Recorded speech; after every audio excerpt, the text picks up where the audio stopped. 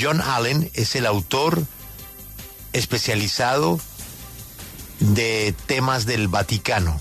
Es el editor de Crux, un sitio de noticias para temas católicos. El señor Allen fue uno de los pocos periodistas vaticanistas que reconoció el perfil papable de Jorge Mario Bergoglio. El señor Allen anticipó lo que nadie creía podía pasar, la llegada del Papa argentino. Sus obras más destacadas son los Diarios del Vaticano, El Milagro de Francisco, All the Pope's Men, Los Hombres del Papa, El Papa Benedicto, su biografía, y un libro sobre la Iglesia Católica que es imprescindible en muchas facultades de teología. Lo que usted tiene que saber de la Iglesia Católica. Así es de que, Ana, saludemos al señor Allen, y lo primero pues es eso. Él advirtió que el Papa podría ser Francisco Jorge Bergoglio. ¿Por qué razón él le puso el ojo al cardenal Bergoglio? Good morning, Mr. Allen. Thank you very much for your time today at W Radio. Good morning. Glad to be with you. We wanted to ask you about your opinion about Francisco Jorge Bergoglio. What made you put your eye on the Pope to predict that he would be the Pope? Well, first of all, I didn't actually predict he was going to be the Pope. He was one of several cardinals that I had said had a good chance. And the reason I said that in 2013 was because he had been the runner-up in the conclave of 2005. That is, he finished second to Cardinal Joseph Ratzinger, who became Pope Benedict XVI in that conclave. And so 8 years later, it simply made sense that if the cardinals had taken him that seriously once, they might do so again, and of course, that's exactly what happened. Primero aclara que él no predijo que iba a ser el Papa, simplemente dijo que era uno de los varios cardenales que tenían unas buenas posibilidades en 2013 de ser elegido pues como Papa. Nos dice que en el cónclave del año 2005 terminó de segundo tras el Papa Benedicto XVI y pues 8 años después, pues sí, al Papa lo tomaron en serio, al Papa Francisco en aquella oportunidad, creía que pues nuevamente lo podrían tomar en serio y pues no se equivocó, así fue. Ana, ¿él cree que el próximo Papa será un cardenal de la línea del Papa Francisco? ¿O por el contrario, la Iglesia volverá a un candidato más conservador, menos abierto, menos progresista, como fue el Papa Francisco? Es decir, un Papa de la línea tradicional de la Iglesia Católica. Do you believe that the church they are going to choose a cardinal that is in the same line as Pope Francis was in terms of his ideas, or do you believe that the church is going to go back to a more conservative pope that is less progressive as Pope Francis was? Well, there is a saying in Italian, which is that you always follow a fat pope with a thin one. Well, what that means is that you never photocopy the previous pope as his successor. Inevitably, whomever you elect is going to be different than Pope Francis simply because he's a different kind of man. Now, if the question is he going to be more conservative than Pope Francis, I would ask, on what? Are you talking about Pope Francis' stance on social issues, such as migration and climate change and poverty? Are you talking about his stance on internal church issues, doctrinal questions, such as the blessings of persons in same-sex unions? I think there's a reasonable chance the next pope may be slightly more conservative than Pope Francis on some things. He may be more progressive than Pope Francis on others. I think the one thing I can guarantee you is that he is not simply going to be a clone of Pope Francis. He's going to be his own man. Pues nos explica que hay un dicho en italiano que simplemente expresa que el papa que sucede a otro nunca es la fotocopia del papa anterior. Entonces, a quien elijan va a ser naturalmente distinto al Papa Francisco, simplemente porque es un hombre distinto. Si va a ser más conservador, él se preguntaría en qué aspectos va a ser más conservador. De pronto, pues en los temas sociales va a tener unas posturas más conservadoras. Entonces, en ese sentido, a lo mejor en los temas de migración, de pobreza, de cambio climático, o se pregunta si más bien se refieren a conservador en temas doctrinales dentro de la iglesia, con las bendiciones a las personas, por ejemplo. Entonces nos dice que pues podría ser un papa más conservador en algunos temas y más progresista en otros temas. Eso depende de en qué sentido estamos hablando. Lo que sí puede garantizar es que el siguiente papa no va a ser un clon del Papa Francisco, será un hombre, pues digamos, un individuo distinto. Ana, muchas personas dicen que hay un sector de la iglesia que ya dice basta. Tuvimos un papa polaco, tuvimos un papa alemán, tuvimos un papa argentino. Tenemos que volver a un papa italiano. Un papa italiano. Y en cualquier cábala, en cualquier apuesta, en cualquier proyección, si fuera un papa italiano, sería el cardenal Parolin. ¿Él está de acuerdo? Critics have said that, we have had popes from a variety of nationalities recently, but that we need to go back to an Italian pope. And people agree that if it's going to be an Italian pope, it's going to be Cardinal Parolin. Do you approve? Well, it's not up to me to approve or disapprove, but what I would say is this. I honestly don't think that geography is at all important to the cardinals who are voting in this conclave. I think the election of John Paul II in 1978 ended the Italian monopoly on the papacy. The election of Bergoglio in 2013 ended the European monopoly. I think today the next pope could come from anywhere. I frankly don't think it matters to most cardinals where the pope comes from nearly as much as who the next pope is going to be, and whether that figure has the positions that they find attractive. Now, all that said, I think Cardinal Parolin is a very strong candidate, but he's not the only Italian candidate. There's also Cardinal Zuppi, for instance, or Cardinal Pizzaballa. But I think they are strong candidates not because they're Italian, but because each one of them represents a collection of qualities that many cardinals find attractive. Pues nos dice que él no diría que la geografía es importante para los cardenales que votan.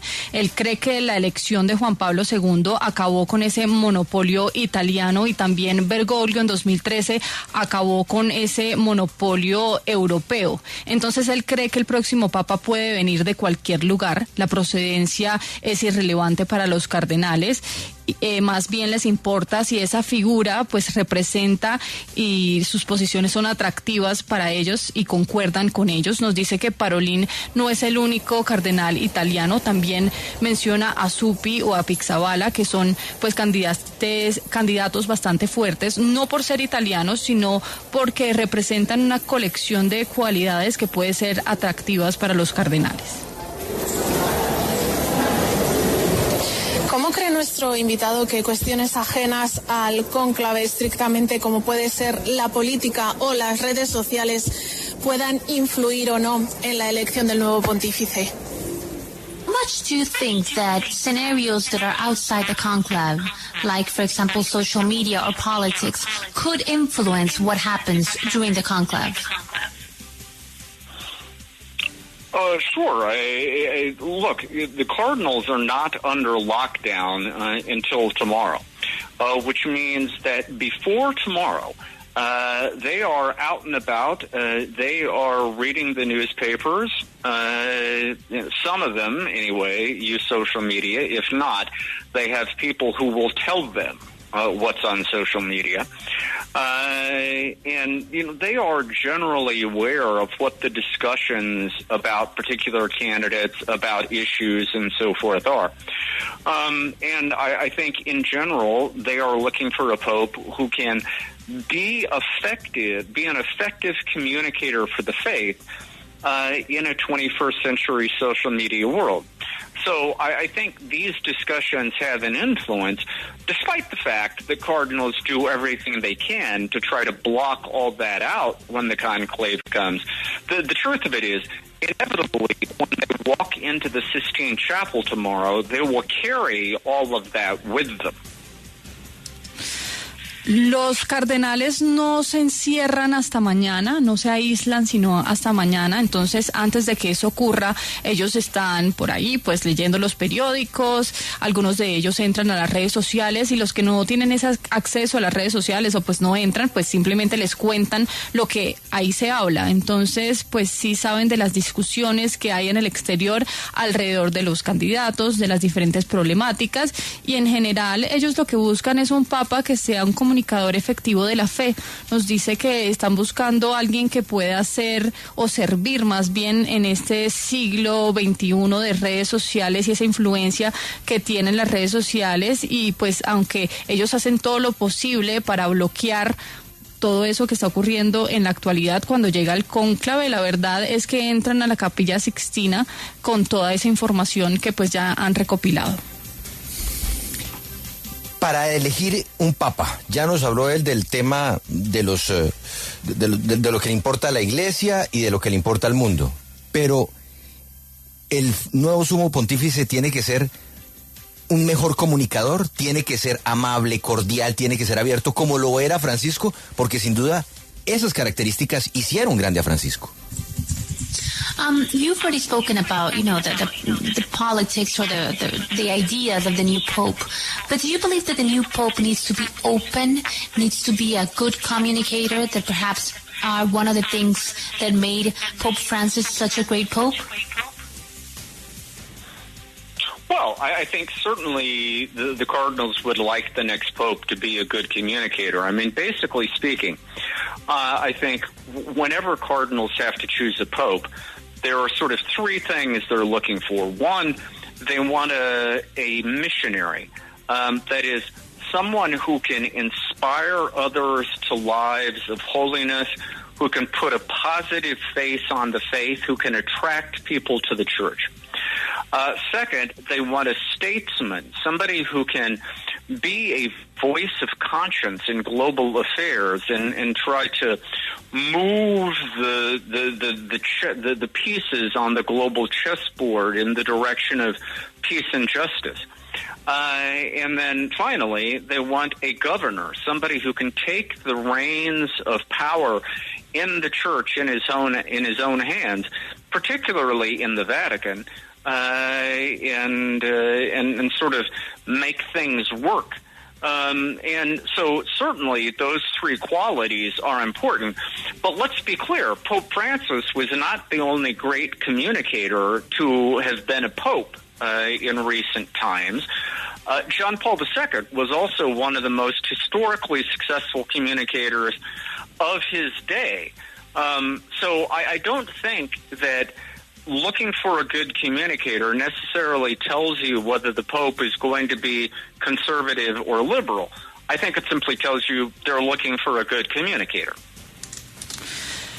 ¿Cree que a los cardenales sí les podría gustar un papa que sea buen comunicador? Nos dice que cuando los cardenales escogen al papa buscan tres cosas. Primero, que sea un misionero, es decir, que inspire a otros a tener una vida positiva, a pues tener esa cara amable que pueda atraer a la fe y a la gente a la iglesia.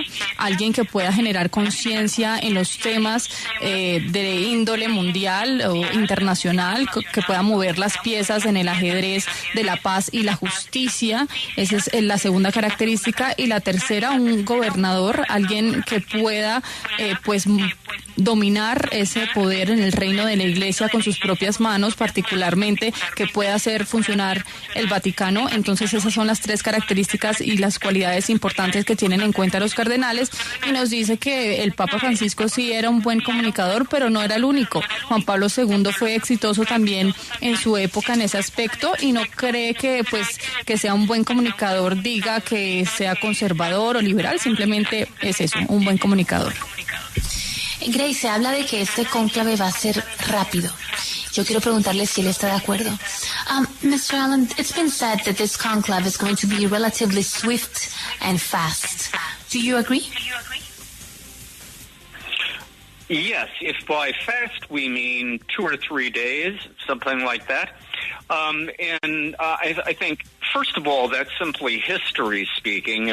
If we look at the last 10 conclaves, they took an average of about 6 ballots each, which is about 2 days of voting. So recent experience would tell you that. And in addition, I think there is just tremendous pressure, both psychological and political, on the Cardinals to not appear divided. They don't want to give the impression of gridlock and chaos. And so they want to come to a conclusion as quickly as possible. So, honestly, if this conclave goes much beyond Saturday, I personally would be shocked. Nos dice que él está de acuerdo con que va a ser un cónclave rápido, si eso significa 2 o 3 días o algo así. Nos dice que en los últimos 10 cónclaves, hablando de historia un poco, se tomó en promedio alrededor de 6 votaciones, 2 días. Entonces la experiencia diría que eso más o menos es lo que va a durar. Y también en esta ocasión hay mucha presión psicológica y política de los cardenales para no verse divididos. No quieren dar esa impresión de caos, quieren llegar a esa conclusión lo más rápido posible. Si el cónclave va a tardarse más allá del sábado, él dice que honestamente se impresionaría bastante. Señor Allen, ¿considera usted una burla hacia la fe católica que el presidente Donald Trump haya publicado una imagen creada con inteligencia artificial en la que aparece vestido como el Papa, aunque él diga que a los católicos no necesariamente les disgustó? Do you believe that it's disrespectful towards the Catholic Church what the social media of President Trump published, which is a picture of President Trump as a new pope, even though he has said he had nothing to do with it? It was posted on his social media. Well, I'm a reporter, which means I'm not allowed to have personal opinions, but I will say that I have heard from a large number of Catholics, both in the United States and in other parts of the world, who thought this was in extremely poor taste. That is to say, it's not only disrespectful to Pope Francis, but I think it's disrespectful to the Catholic Church. It's disrespectful to the process of choosing a pope. That's what people have been saying. So, my impression would be that there were quite a number of people who were offended by it. Other people thought it was simply Trump being Trump.